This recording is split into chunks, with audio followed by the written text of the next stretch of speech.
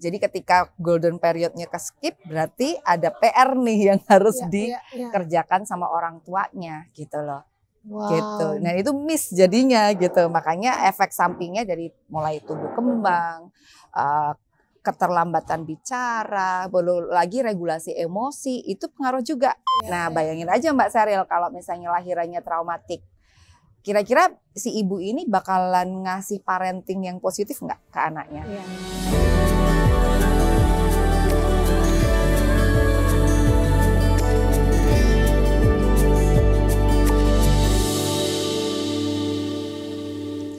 Aku percaya pada saat perempuan melahirkan itu adalah dia pun terlahir kembali. Bagian dari perjalanan hidup dan juga a spiritual journey. At least itu aku rasain ya. Dan hari ini aku seneng banget, happy banget. Karena bertemu dengan seseorang yang sangat banyak membantu proses kelahiran aku secara mentally. Walaupun beliau waktu itu nggak ada ya. Dan sekarang kita ada di Solo. Seneng banget ada di Solo, ada di Saudagar Laweyan Coffee. Mbak Yesi. Halo Mbak Sheryl. Ada Bude ya ampun. Mbak ini sebelum kita nanya. Okay. Aku mau ngucapin terima kasih for everything Sama-sama. you've done. Mungkin dannya tuh kayak aku kan gak ngapa-ngapain Mbak. Tapi ini jujur ya pada saat sebelum ketemu Mbak Yesi. Aku tuh pas lagi tahu diriku hamil ya udah pokoknya aku mau sesar gitu ya. Tapi pada saat ketemu Mbak Yesi, di hipno, dikasih tahu mindsetnya dirubah lagi. Aku langsung percaya bahwa pada saat kita melahirkan itu, pada saat perjalanan kita hamil dan melahirkan adalah perjalanan yang aku bilang spiritual itu. Dan ternyata betul loh tubuh kita tuh udah dirancang sedemikian rupa, sakit tapi sangat bisa ditahan. Betul, sangat bisa di-manageable gitu sangat ya. bisa di-manageable. Aha. Ini pertanyaan aku gini Mbak Yes. Okay. Semakin sekarang nih kalau ketemu sama mungkin teman-teman yang di bawah nggak semua, and ini mesti di notice dulu bahwa kita akan banyak ngomongin lahiran secara normal dan di sini nggak ada keinginan untuk mengecilkan mama-mama atau moms yang lahiran secara sesar ya, nggak. Tapi di sini kita ngomonginnya lahiran secara normal karena pasti banyak hal-hal yang baik kayak gitu ya. Nanti suka banyak komennya takutnya jadi yang sesar bukan ibu, bukan ke situ ya. Jadi sekarang itu banyak banget beberapa yang aku kenal mereka ingin langsung, mereka tuh kayak takut gitu loh Mbak Yes bahwa lahiran itu tuh sangat menakutkan dan mereka langsung ingin memilih sesar by choice. Ya udahlah, padahal nggak ada indikasi. Ternyata semakin kesini aku pikir orang semakin banyak teredukasi, ternyata makin pengen instan ya. Betul. Gimana Betul Mbak sekali. Jadi mungkin dilihat dari mungkin kalau dibilang kayak quote on quote perjuangan untuk sharing tentang proses persalinan normal ini sudah kulakukan sejak 2004 lah ya. Iya. Konsisten sampai sekarang. Cuman ya setiap tahun, setiap dekade itu ada tantangan tersendiri gitu. Jadi awal-awal mungkin pada saat, jadi kayak aku bilang aku kan sharing tentang gentle birth ya. Iya betul. Nah itu tuh kayak ada gelombang-gelombangnya gitu loh Mbak Sheryl. Jadi lagi high gitu kan. Gelombang pertama zaman dulu 2009-2007 gitu kan, zaman-zaman almarhum Reza Gunawan gitu kan. Nah itu lagi high-highnya tuh gitu kan. Nah terus orang pada pengen belajar gitu kan. Akhirnya makanya terus akhirnya kenalkan sama Mbak Sheryl gitu kan. Itu kan gelombang pertama aku sebutnya gitu kan. Tua juga saya. Jadi habis itu terus mulai turun, kemudian akhirnya terus ada sekarang sudah mulai orang mau belajar lagi gitu.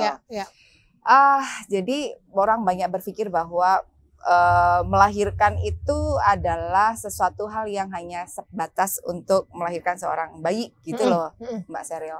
Padahal melahirkan itu nggak cuma melahirkan seorang bayi tapi melahirkan seorang ibu gitu. Jadi melahirkan seorang bapak, melahirkan seorang simbah gitu kan, nenek, kakek, tante gitu kan. Nah dan itu adalah proses yang luar biasa sebenarnya. Memaknainya harusnya sampai ke sana. Nah cuman balik lagi ya sekarang ini informasi walaupun sebanyak itu dan kita sangat dimudahkan sekali dapat informasi, tapi yang kondisinya karena semua serba cepat dan banyak yang pengen instan, edukasi pun kita harus benar-benar yang luar biasa modifikasinya gitu. Karena orang-orang apalagi zaman scroll sosial media gitu, kadang-kadang ngehook 3 detik pertama, 1 menit itu tuh kadang-kadang informasinya jatuhnya banyak yang akhirnya jadi informasinya miss gitu. Ya itu sih. Sedih gak sih Mbak Yes kayak udah tahunan ngerjain ini tapi kayak kenapa ya masih ada yang belum tergerak hatinya untuk bisa aware, untuk bisa mindful bahwa perjalanan ini tuh perjalanan seorang ibu bukan cuma sekedar melahirkan bayi gitu. Kadang Mbak Yes ngerasa pengen nyerah nggak untuk mengedukasinya? Kalau secara manusia ada sedih pasti ya, ada kesel-keselnya juga iya, karena seringkali kalau di lapangan di tempat praktek itu seringkali orang-orang datang ke klinik bidan kita kalau seandainya pas udah mentok, gitu. Jadi misalnya dia pengen melahirkan normal, tapi selama ini follow bidan kita. Saya live tiap hari sambil dandan kayak gitu tuh mereka juga nonton gitu kan. Rumahnya juga Clayton juga, by the way saya kan rumahnya Clayton gitu kan. Dekat LA gitu. Jadi apa namanya deket juga, follow juga gitu kan. Tapi nggak mau take action. Kemudian habis itu terus begitu pas last minute, misalnya dia pengen melahirkan normal, dokternya bilang ini harus sesar karena bla bla bla, dia nggak mau, barulah datang.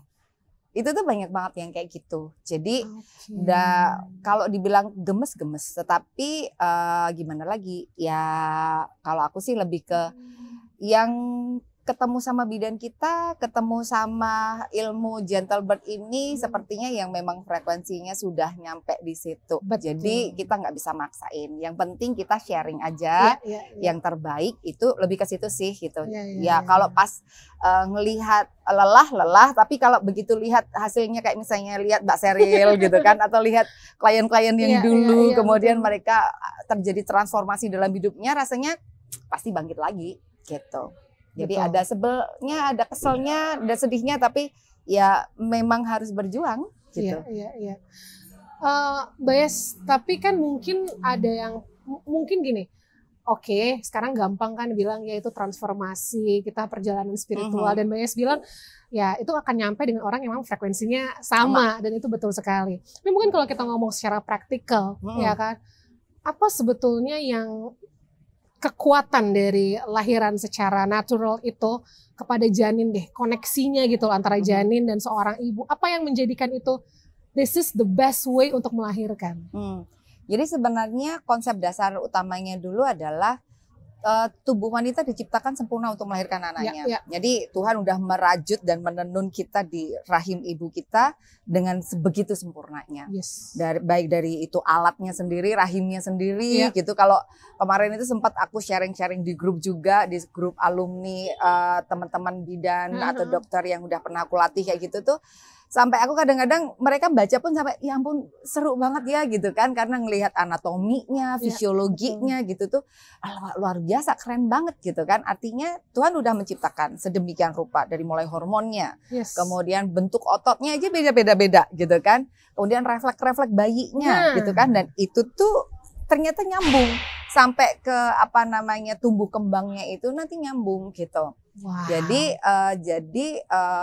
kenapa kok bayi harus turun ke jalan lahir, harus melakukan berbagai macam putaran gitu kan, masuk ke panggul, dia harus nengok kepalanya, harus nundukin dagunya, harus nempel ke dada, harus muterin badannya. Nah itu ternyata ada efeknya juga dan ada kaitannya dengan tumbuh kembangnya nanti. Contohnya apa Mbak Yes? Contohnya, ini aku kebetulan bawa bejo. Oh si bejo nih ya. Nah ini kenalin, ini bejo. Ini bejo, kemudian ini panggul. Nah kalau kita bicara tentang panggul ini kan panggul manusia itu walaupun ada 4 jenis ya. Macam-macam tuh, ada jenis-jenisnya, nanti bisa aku kasih tahu googling ya. Tapi bentuknya itu, pintunya itu beda-beda. Jadi pintu atas panggul, pintu tengah panggul, pintu bawah panggul. Yang ini bentuknya ovalnya horizontal gini, yang ini bulat, yang sini itu ovalnya vertikal. Jadi ini bentuknya begini, oval begini, ini kemudian yang tengah ini bulat-bulat, yang ini tuh begini, vertikal. Iya. Sehingga kalau bayi mau masuk, itu tuh dia harus miring dulu. Begitu masuk ke pintu atas panggul, dia harus melakukan internal rotasi. Jadi dia harus begini, seret gitu. Jadi kepalanya itu ibaratnya dia begini. Kayak kunci. Kepalanya itu harus begini. Ya. Jadi badannya, punggungnya tetap di sini, tapi kepalanya harus gini. Ini nggak begini. Habis itu dia harus nunduk, tuk, gitu. Nah, ini tuh kaitannya sama ada namanya refleks tonic neck, asymmetrical tonic neck reflex. Jadi yang mana dia itu kaitannya sama koordinasi, gitu. Jadi koordinasi sampai kalau itu nggak terjadi, efek sampingnya, potensinya itu bisa sampai keterlambatan bicara. Gitu. Bisa ada hubungan, ada hubungannya, potensinya ke sana. Nah, kemudian habis itu begitu masuk ke pintu dasar panggul dia harus gini, ngeluarin gini kan. Nah, itu pun juga ada refleks-refleksnya, ada namanya galant refleks, kemudian ada placing refleks. Placing refleks itu kayak bayi kalau lahir langsung napak kaki. Misalnya ditaruh bayinya ditaruh di surface di tempat yang datar gitu, dia langsung napak. Kakinya langsung napak kayak orang jalan. Nah, lihat videonya kan ya. Iya, betul. Itu tuh ketika dia ada kontraksi, rahim berkontraksi, kakinya itu jejek. Jadi si rahim kontraksi gitu, di sini kakinya jejek gitu. Nah, ternyata itu kaitannya sama kemampuan nanti berjalan dan lain sebagainya. Nah, artinya ternyata begitu bagaimana dia lahir, itu tuh ternyata refleks-refleks itu ada kira-kira 7 atau 9 refleks bayi itu.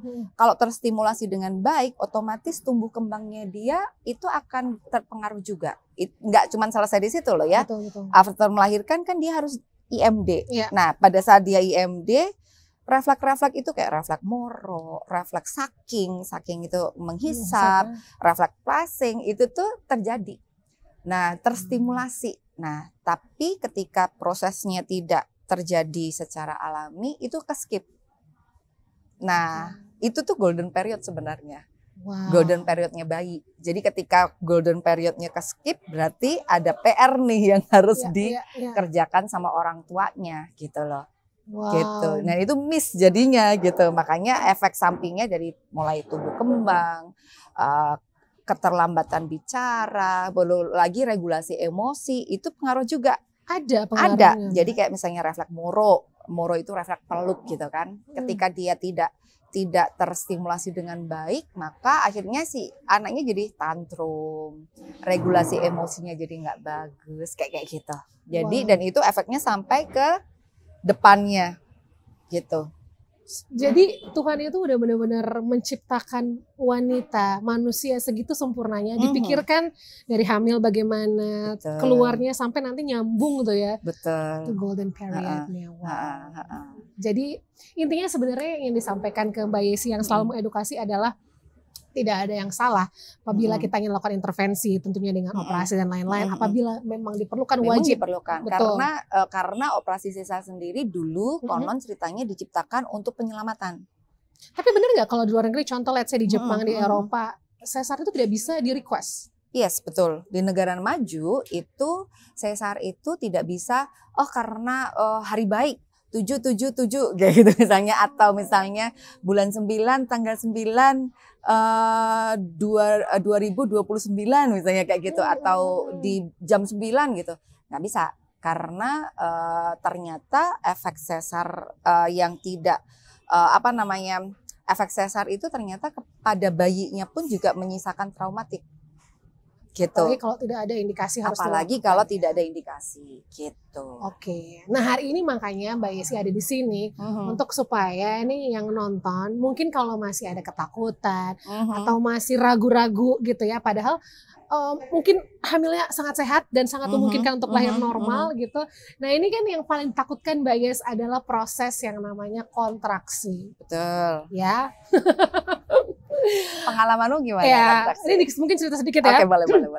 Karena belajar sama Mbak Yesi selalu mengingatkan nafas adalah kunci, ya. Jadi tahan nafas, buang nafas. Karena ketika kita sadar bernafas, itu kita sadar kita lagi menahan sakit. Pelan-pelan dilepasin. Ya walaupun di saat bukan 9 mungkin sudah tidak bisa berbicara ya, tapi itu selama pembukaan 1 sampai 9 ya aku selamatlah dengan nafas itu. Jangan teriak-teriak, jangan segala macam, karena gini loh Mbak Yes. Kita itu udah terlalu terstimulasi sama sinetron mungkin ya, atau film-film kalau orang melahirkan tuh harus teriak, harus kayak gimana gitu. Padahal aku nggak teriak sama sekali juga sih, dan banyak banget ibu-ibu juga yang nggak teriak gitu. Kenapa kalau kita melahirkan jangan teriak-teriak, Mbak Yes? Kenapa melahirkan nggak teriak-teriak? Karena jadi boros tenaga. Pasti otomatis kan proses persalinan, kalau misalnya persalinannya cepat kayak aku, kebetulan aku boleh cerita sedikit boleh banget. Jadi aku melahirkan di rumah, gitu, brojol. Jam 8 malam suami pulang, aku LDR, seneng dong suami pulang gitu kan, langsung makan malam, langsung buru-buru pengen ke kamar kan gitu kan. Nah terus lagi happy-happy, habis skidi papap gitu kan, terus habis itu terus kan tidur ya, tidur tiba-tiba jam 10 malam ketuban pecah, habis itu jam 11 malam hari itu juga lahir anakku. Jadi kayak cuman merem melek ngimpi udah gitu, oh anakku udah lahir dan nggak sakit sama sekali gitu kan. Nah kalau misalnya orang semua melahirkan kayak aku pasti nggak ada ketakutan ya gitu kan. Tapi dan nggak ada sakit lah ibaratnya gitu. Tapi kalau misalnya persalinannya 24 jam, 60 jam, berhari-hari, kalau misalnya dia teriak-teriak meratapi nasib kan jatuhnya kan tenaganya habis. Betul. Gitu. Jadi kenapa kok nggak boleh teriak-teriak ya, karena habis-habisin tenaga, boros. Save energy. Yes, kemudian lagian kamu mau ketemu anakmu yang sudah nunggu 9 bulan, mosok sambil teriak-teriak sambil marah-marah sih gitu kan. Kan pasti energinya, bayimu juga kan, aduh mamaku galak banget ya, nggak mau keluar kayak gitu kan. Atau mungkin dia mau keluar, aduh kok kayak gini ya, salahin aku, salah tempat po gitu kan. Kan sayang. Itu kayak kencan pertama lah gitu. Jadi makanya bilangnya gelombang cinta ya. Betul, kayak orang kencan pertama. Dulu pas sama suami aja mau kencan pertama aja udah dandan gitu kan. Nah sekarang masa mau ketemu anaknya yang sudah ditunggu, kita penasaran kan lihat wajahnya kayak apa, baunya kayak apa, hidungnya kayak apa gitu, kulitnya kayak apa gitu kan. Ya mestinya harus disambut dengan cinta juga, bikinnya kan juga dengan cinta gitu. Jadi lebih ke situ sih. Berarti kuncinya apa untuk menahan supaya rasa sakit itu tetap aware dari Mbak Yes? Kuncinya tetap nafas. Nafas ya. Nafas itu harus mindful gitu kan. Ada banyak banget teknik nafas gitu. Paling tidak kuasai nafas perut, udah itu dulu.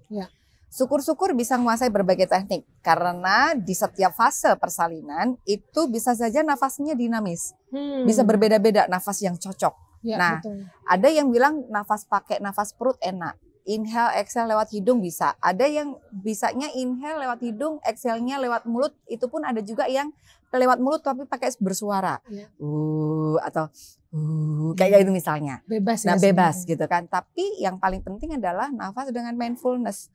Harus dinamis gitu. Mana yang paling cocok untukmu. Nah untuk melatih nafas, walaupun tiap hari kita nafas, dan kadang-kadang kan kita nggak ngitung ya nafas kita ya. Tapi kalau misalnya kita bisa lebih mindfulness dengan nafas kita, jatuhnya waktu itu akan berjalan lebih terasa cepat gitu. Ibaratnya kalau misalnya kontraksi itu kan paling full kontraksi itu 1 menit.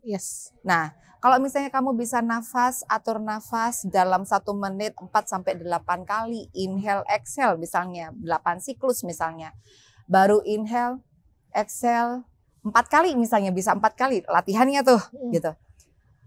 Udah selesai aja nih kan jatuhnya gitu. Jadi tapi kalau misalnya kita kontraksi kemudian kita udah pakai acara kremes-kremes kayak di TV, jambak-jambaki rambutnya suami, kerahnya ditarik-tarik gitu kan.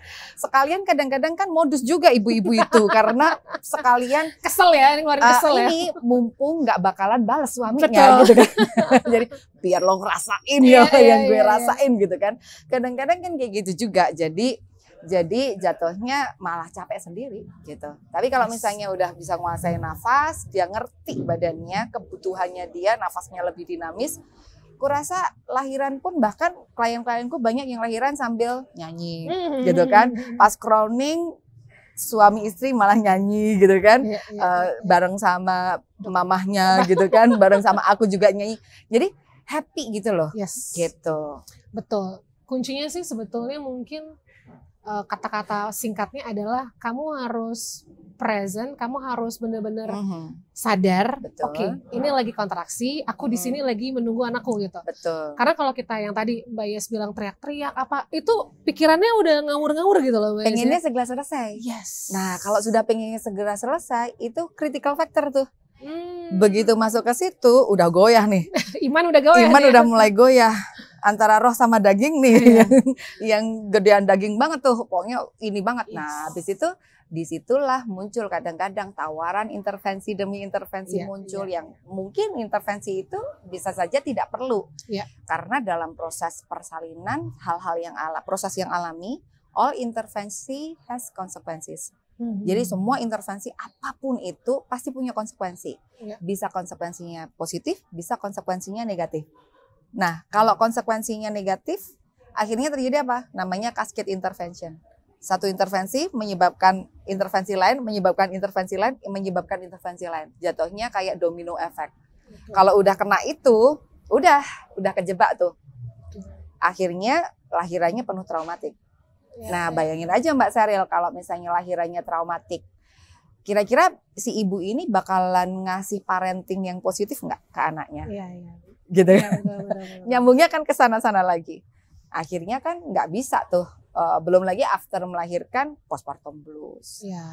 Belum lagi dia masih trauma dengan persalinannya. Kebayang berarti anaknya diasuh sama ibu yang trauma. Betul. Wow. Kasian banget. Memang perlu banyak belajar dan kesadaran ya Mbak ya. Betul. Tapi aku pernah lihat nih di Instagramnya Mbak Yes ini menarik banget nih. Kenapa kita kalau lagi mau lahiran harus makan dulu ya kan? Karena ada yang ini tidak semua, tapi mungkin beberapa vaskes ada juga yang menyarankan jangan makan dulu Bu, nanti pas keluar barengan nih sama pupunya makan juga gitu. Tapi pada saat aku melahirkan justru bidan-bidannya ini sangat baik ya. Dia bilang makan Bu biar ada tenaga. Apa betul seperti itu Mbak Yes? Iya, harusnya malah makan dulu. Iya, benar-benar. Makan dulu, nyiapin minum. Bahkan kadang-kadang aku suka kasih tahu ke bapak-bapaknya. Ini tugasnya bapak-bapak nyiapin. Tugas bapak-bapak ya. Jadi, dan itu harusnya sudah masuk ke birth plan atau birth preference. Atau sebutannya bisa wishlist, birth wishlist. Jadi kan setiap orang kan punya macam-macam ya, gitu kan. Pokoknya dalam proses persalinan itu harus melahirkan dengan penuh cinta, Mbak Sheryl. Nah, cinta itu kan bisa macam-macam tuh, gitu kan. Jadi ketika ada ibu-ibu yang langsung good mood ketika dengan makanan, ada juga gitu kan. Jadi jadi kan kalau misalnya dia ada kayak gitu kan itu akan membantu hormon oksitosin juga bagus. Kemudian dan dia juga selama dia masih bisa makan dulu. Nanti di antara kontraksi makan lagi dan makanannya pun harus makanan yang cepat dicerna. Gitu, cepat jadi energi gitu kan. Dan ini tugasnya suami. Jadi kalau bisa pas di ruang bersalin itu tuh suami tuh aku bilang selalu gini, pakai celana kargo. Oh, banyak kantong. Jadi karena kan kalau di rumah sakit kan belum tentu disiapin makanan kan. Minuman aja kadang-kadang cuman aqua bisa jadi. Sorry, kita butuh, aku nggak apa-apa. Apa namanya? Dan itu sedotannya aja kecil banget. Kita orang lagi melahirkan nyedot aja udah nggak kuat gitu kan. Jadi suami-suami siapin tumbler yang siap buat sedot kayak punyanya anak PAUD gitu ya. Yang udah ada lengkungannya jadi dia bisa sambil tidur tinggal jedot. Siapin kipas angin tahu ya, kipas angin yang portable itu kan tinggal dikantongin. Siapin essential oil. Kalau nggak suka essential oil apa aja deh yang istrimu suka gitu. Suka kopi, ya udah bawain kopi. Suka apa namanya coklat, bawain coklat kayak gitu. Jadi kantongannya banyak tuh. Belum lagi nanti kalau dari aroma kan nanti si ibunya kan happy ya. Karena bau rumah sakit itu beda loh dengan bau yang kalian suka gitu. Nah, langsung takut gitu. Dan kadang-kadang bikin terintimidasi. Sangat. Itu yang bikin oksitosin turun. Makanya tugas suami bawa alat kompres lah, tisu basah lah, kemudian scrunchie lah gitu. Jadi aku selalu bilang bahkan bapak-bapak itu kalau bisa di last minute kehamilan belajar ngapain? Ngucir rambut istrinya. Iya enggak? Bayangin pas lagi melahirkan, pas kontraksi rambutnya awut-awutan gitu kan. Kan rasanya kayak please kamu mau ngerti toh aku. Jadi karena kan istri-istri kan udah nggak pengen ngomong. Tidak bisa. Nggak bisa juga. Jadi pengennya tahu apa yang aku mau. Jadi suami nguji rambut, ngelatin tisu gitu kan. Kasih kipas. Dan kadang-kadang lucunya pada saat orang lahiran itu kadang-kadang somehow dia tiba-tiba keringetan, tapi begitu dikipasin sebentar tiba-tiba dia kedinginan. Dan itu hormonal.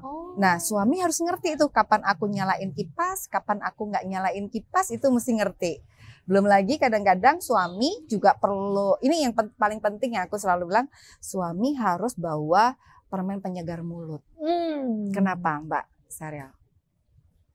Untuk istrinya atau untuk dia? Untuk suaminya. Karena apa? Jangan sampai jangan sampai dia merusak tarik nafas, ya. tarik nafas yang gitu kan. Habis itu terus dia kan gini. Kadang-kadang kan saking excitednya si suami ikut ngelatih nafas, tarik nafas yuk. Gitu kan. Kebayangkan. Nah, itu tuh hal-hal kecil ya, tetapi itu sangat-sangat ngebantuin loh. Gitu. Jadi aromanya seperti apa kayak gitu. Jadi itu masuk ke berplan nantinya. Dan itu harus disiapin. Ini keren. Maksudnya gini, kita sebagai mungkin kalau ada bapak-bapak yang nonton atau calon bapak, ini sangat useful sekali bahwa iya, kadang kita tuh ngerasa kayak aku gabut deh nungguin istri lahiran. Aku harus apa? Aku nggak tahu gitu. Belajar dari sekarang apa yang istrimu suka, dan pada saat di ruang lahiran misalnya atau mendampingi gitu ya, kadang kalau di rumah sakit suka ditanya, Bapak kuat ya gitu ya, jangan ngerepotin. Betul. Jadi kalau memang kamu tidak kuat, ya sudah, kamu mau give up. Tapi kan kita bisa belajar nih. Iya, ada waktu 9 bulan, masa nggak mau belajar gitu. Jadilah suami yang siaga. Ada itu tadi disebutin Mbak Yes ya. Karena ketika suami nggak berperan, jadi peran-peran seorang ayah itu tuh mulainya sejak di dalam kandungan. Bukan after melahirkan baru gue fathermu, bukan begitu. Jadi mulai dari awal dia harus mulai rajin, bahkan bacain cerita, ngobrol sama anaknya, karena di dalam kandungan anakmu sudah bisa bedain, ini suara mamaku, ini suara papaku, ini udah bisa bedain. Jadinya itu perannya udah dimulai itu gitu. Nah, kalau misalnya suami nggak berperan pas proses persalinan, yang terjadi kadang-kadang ketika istrinya merasa trauma, bisa jadi dia merasa ada kepahitan loh. Kepahitan dengan suaminya, jadi akhirnya lo nggak ngerasain lo. Dan akhirnya after melahirkan, harusnya hubungan keduanya bondingnya jadi bagus, malah renggang. Kamu nggak tahu sesakitnya aku waktu itu. Gitu. Wow. Berarti melahirkan adalah perjuangan bersama. Betul, teamwork sebenarnya. Teamwork ya Mbak Yes ya. Wah, ini seru banget sih. Tapi Mbak Yes, bener nggak sih kalau misalnya, ini balik sedikit ke soal kehamilan gitu ya. Pada saat janin ada di perut kita, itu sudah terinterkoneksi dengan perasaan kita. Itu aku tuh kadang kayak, masa sih gitu loh. Tapi is it true? Yes, dan itu ada penelitiannya juga. Nanti kalau tertarik ada namanya, nanti coba buka salah satu YouTube terkenal, itu ada salah satu ahli, ada namanya Bruce Lipton, ada namanya Joe Dispenza, dia cerita tentang epigenetika. Nah, dan cerita juga tentang bertrauma. Jadi apa yang dirasakan sama ibu itu dirasakan juga sama bayi kita.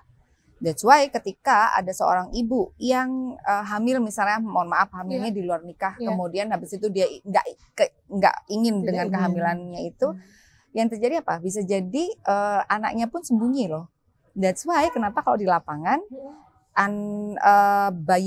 ibu-ibu yang melahirkan di luar nikah suka kok perutnya kecil ya, nggak ngerti kalau dia itu hamil, nggak ketahuan. Tapi kalau hamil dengan sukacita gitu, kadang-kadang kita kan pengennya show off ya, gue hamil loh, kapan perutnya gede gitu kan, itu tuh bisa rasanya kok gede banget. Tapi kalau sama-sama yang satunya nggak diinginkan, ternyata dia kecil, bahkan bisa sampai bayinya pun akhirnya jadi BBLR.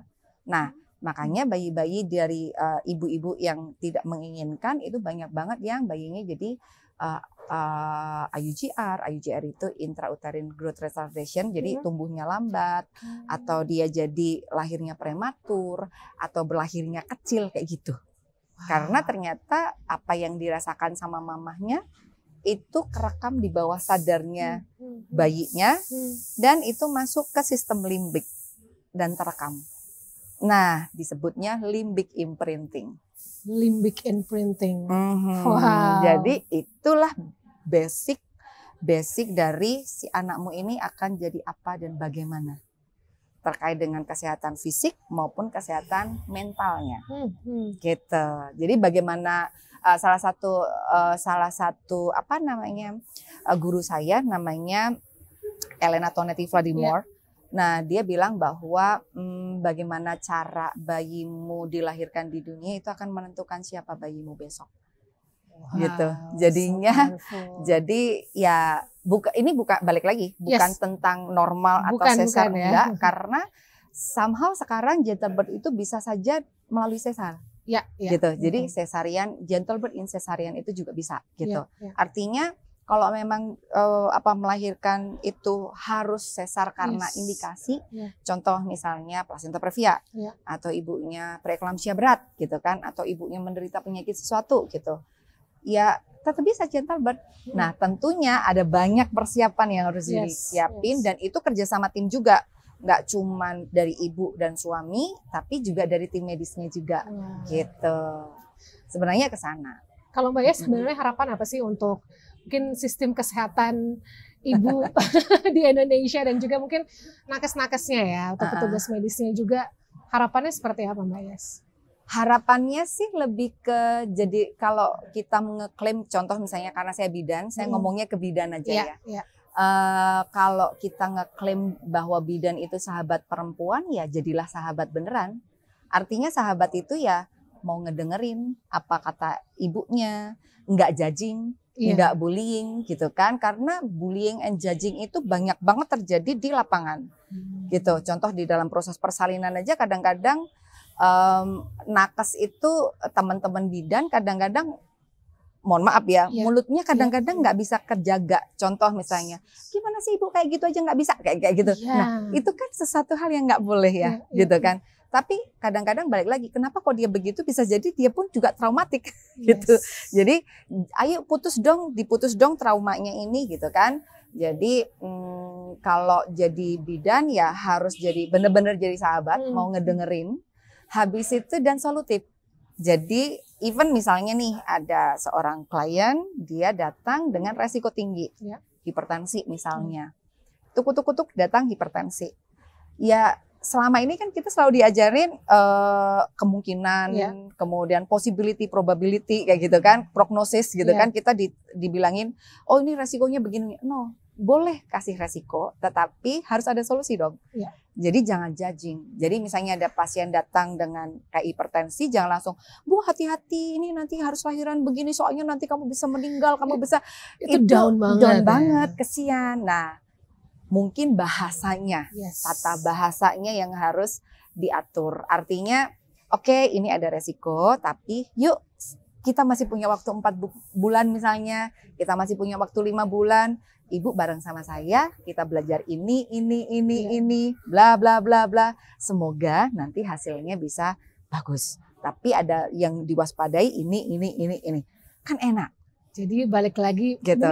Ini sering aku omongin, balik lagi skill komunikasi itu untuk siapapun, nakes, bidan ya kan. Mungkin kamu bisa seorang bidan yang pinter, dokternya pinter, tapi kalau ngomongnya tuh ke pasien gak enak, mental pasien bisa jatuh banget ya. Karena pada saat seorang ibu hamil datang ke tempat kita, dia itu tiba-tiba radarnya itu kayak radar Neptunus gitu loh. Jadi dia langsung matanya itu nggak cuma segini, tapi sampai belakang aja dia bisa lihat.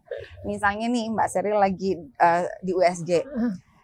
Kan tidur tuh, kemudian propnya dipasang tuh, mukanya kerut mata, kerut ini dokternya misalnya kayak gitu aja, tiba-tiba di sudut mata kamu bisa lihat loh. Kenapa dok? Ada yang salah dok? Ada apa? Langsung kayak gitu. Nah jadi di situ adalah si ibu lagi intensnya,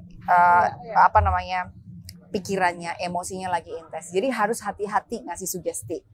Jadi apapun yang dikatakan sama dokter sama bidan itu ibarat sugesti, ibarat sabda. Kalau pada saat emosi intens ya. Jadi mau sugesti positif atau sugesti negatif pasti nancep tuh di otak dan hati mereka. Nah, jangan sampai klien yang datang ke tempat kita keluar dari ruangan kita pulang-pulang nangis. Suaminya pasti bingung, orang rumah bingung dan nggak ngerti harus ngapain gitu kan, kepikiran gitu. Berarti itu nggak berkah dong ibaratnya gitu. Jadi mestinya kalau ada sesuatu yang memang harus disampaikan, tetap sampaikan, tapi harus ada solusi. Gitu. Gimana cara kita berkomunikasi, itu komunikasi yang terapeutik itu kayaknya teman-teman mesti banyak belajar di situ. Ini gitu. Bener banget Mbak Yes ya. Kadang apalagi kan ya Indonesia luas banget ya untuk pelatihan. Ini pelatihan secara teknisnya dulu deh bidan, belum lagi latihan secara komunikasi itu kan by case, jam terbang dan segala macam, dan itu sangat dibutuhkan sekarang ini.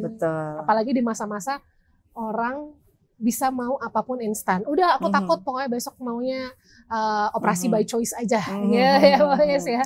Makanya aku sering juga bilang ke klien juga, kita nggak bisa sih sebagian nyalahin, oh ini pasti salahnya bidannya atau dokternya, nggak bisa. Karena semua itu kerja sama tim. Jadi aku selalu bilang sama klienku bahwa setiap kali kamu mau pergi ke dokter atau bidan, please doakan mereka. Gitu kan? Niatin bahwa bidan atau doktermu in a good mood. Karena kita juga manusia ya. Antara yang PMS sama yang nggak PMS beda loh nanti senyumnya gitu kan. Antara bu bidannya yang lagi punya utang sama yang sudah lunas utang, senyumnya pun juga bisa beda gitu kan. Bidannya udah habis bantu lahiran 2 orang sama yang baru mau mulai, beda juga ya, udah capek ya. Ada yang juga dokternya buru-buru mau pergi ke seminar gitu kan. Itu beda lagi. Jadi aku selalu bilang sama klienku, mau ketemu sama provider, kalau perlu bayangin orangnya, sebut namanya dalam doa, niatkan bahwa dia in the good mood. Jadi mindfulness ketika menghadapi kamu gitu kan. Nah, karena dia manusia juga. Gitu. Jadi ya harus saling didoakan sih. Karena kalau masalah hamil dan melahirkan ini menurut aku adalah giveaway dari satu frekuensi yang sangat spiritual gitu. Ya, ini mungkin bisa percaya dan nggak percaya, tapi one day mungkin kalau sudah merasakan, nah itu dimana kamu benar-benar di situ berubah menjadi orang yang baru. Ya lahir kan? Lahir baru. Makanya Mbak Yes selalu bilang energi dan itu karena dibutuhkan banget ya, energi yang baik itu ya. Nah, lahir barunya mau lahir baru dengan trauma hilang atau lahir baru dengan ketambahan trauma. Nah, jadi pilihannya cuma 2 itu. Kalau saya pasti pingin yang trauma hilang ya. Trauma hilang gitu kan. Nah, untuk bisa itu makanya kita dikasih waktu sama Tuhan 9 bulan. Jadi ya harus gunakan waktunya itu gitu. Oke. Sebelum ke pertanyaan terakhir, kita masuk ke pertanyaan teknis dulu. Teknis nih Mbak Yes, berarti pesan-pesannya dulu nih, mungkin kalau yang udah lagi sekarang menanti ya kan, gimana caranya biar di trimester yang ketiga ini lebih nyaman, cepet nanti keluarnya, step-stepnya apa dulu nih Mbak Yes? Yang pertama tentukan dulu goal setting dulu. Goal setting, kamu maunya apa? Mau lahirannya bagaimana? Pengennya seperti apa? Itu dulu. Karena itu akan menentukan ibaratnya visi misi, akhirnya action plan. Kan gitu kan? Di bisnis juga kayak gitu dong. Sama, lahiran nggak jauh beda. Habis itu baru kemudian siapin planningnya, kamu mau di breakdown dulu. Intinya yang harus disiapin ada 5 pilar. 1, knowledge. Jadi kita harus knowledgeable. Kemudian karena kalau kita nggak knowledgeable, yang terjadi adalah akan gampang banget overthinking. Dan pasrah jadinya. Iya, dan pasrah. Nah, yang terbaik bagi dokter atau bidan belum tentu terbaik bagi saya. Jadi harus punya pilihan. Kemudian yang selanjutnya yang kedua adalah, pilar yang kedua adalah siapin nafas. Karena nafas adalah kunci seperti tadi Mbak Sari bilang. Yang ketiga siapin pikiran. Kalau sudah siapin pikiran, mental ya maksudnya ya. Habis itu yang keempat siapin tubuh. Kalau sudah tubuhnya siap, karena lahiran itu kayak orang lari maraton. Bayangin lari maraton 42 kilo. Kita dikasih waktu 9 bulan, mestinya kan disiapin. Tiba-tiba nggak nyiapin, tahu-tahu akhir-akhir tiba-tiba baru nyiapin. Seminggu sebelum lahiran ya baru sekilo aja udah ngos-ngosan, udah ambruk gitu kan. Jadi jangan sampai begitu. Habis itu yang kelima adalah siapin provider dan support system. Jadi 5 ini harus terpenuhi. gitu. Karena yang menyebabkan proses persalinan lancar atau tidak itu ada banyak faktor, multifaktoral. Jadi harus yang bisa kita siapin dulu. Yang penting usahakan yang terbaik, gitu. Yang terbaik itu berarti mulai detail, gitu kan, terplanning, jadi lebih mindfulness, gitu. Karena ini kaitannya sama masa depan keluargamu, gitu. Jadi kamu akan lahir baru, ya harus disiapin dengan sebaik mungkin. Persiapan gitu. Betul. Adalah kunci juga ya? Iya, persiapan adalah kunci. Lebih ke situ sih. Untuk support system apa? Orang-orang yang ada di sekitar, orang terdekat nih, mungkin bisa orang tua, suami, apa yang harus mereka lakukan, do and don'ts? Kalau support system nanti ada, ini kan terkait dengan proses persalinan tadi. Jadi melihat persalinan itu tiap orang persepsinya bisa beda-beda. Antara suami sama istri persepsinya bisa beda, gitu. Melihat persalinan loh ya, filosofi terhadap persalinan. Kalau istri pengennya melahirkan anakku lahir lancar, sehat, itu sudah pasti, itu harga mati ibaratnya. Habis itu aku pengen disayang, didampingi, itu pengennya istrinya. Pengennya suami bisa jadi beda loh Mbak. Bisa jadi pengennya suami yang pasti-pasti aja, ini mau lahiran kapan ini? Karena pekerjaanku banyak. Ini pekerjaanku banyak. Habis itu atau mungkin ini kapan aku cutinya biar aku bisa ngitung. Iya kan?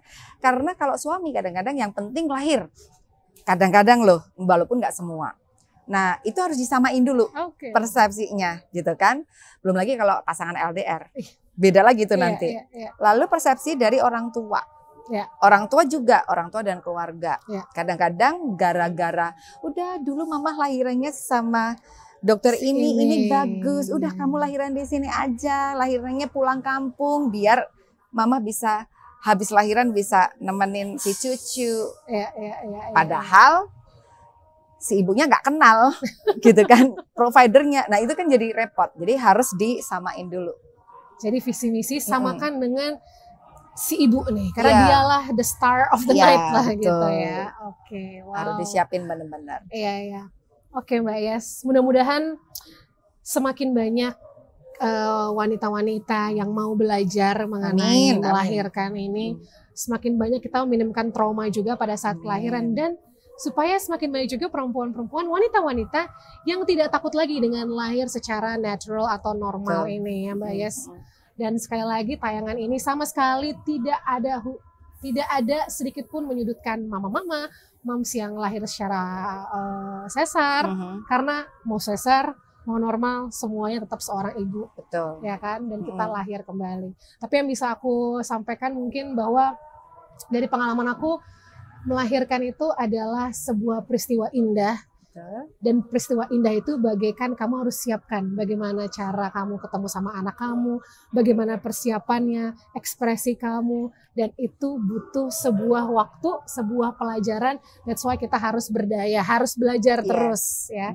Dan ingat itu adalah satu momen yang jangan sampai jadi negatif momen. Betul. Sebuah momen yang harusnya indah. Yes. Ya. Jadi jangan takut ya Mbak Yes. Betul. Harus happy. Harus bikinnya dengan cinta ya, keluarnya juga, nyambutnya juga harus dengan cinta. Menyambut cinta dengan cinta. Betul. Makasih Mbak Yes. Sama-sama, thank you Mbak Sheryl. Sehat-sehat ya. Sehat-sehat juga.